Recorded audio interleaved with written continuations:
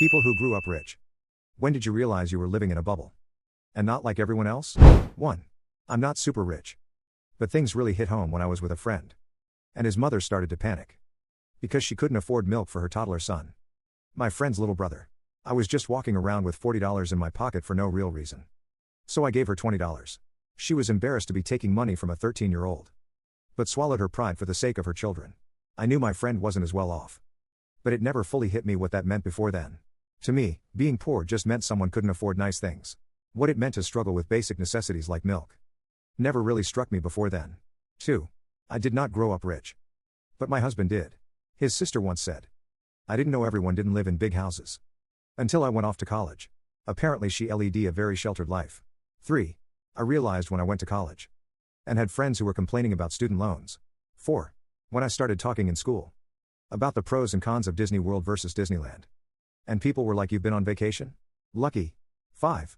Conversely. I remember a summer where me and my mom lived in a car. And I thought it was the coolest thing. Turns out we were just homeless. Meanwhile, in university. There was a guy.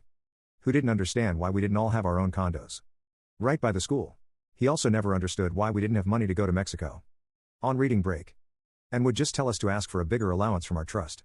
He learned to just stop talking after someone fed him a left hook. When he made a comment about how stupid we were. For taking out student loans. And not just paying tuition up front. 6. I was about 12 I think. When friends would come over.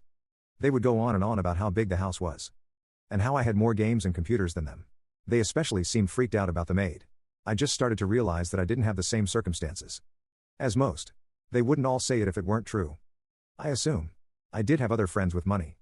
Especially when I started attending private school. But I didn't realize they were well off either. 7. The first time I went to my best friend's house. His circumstances were the exact opposite.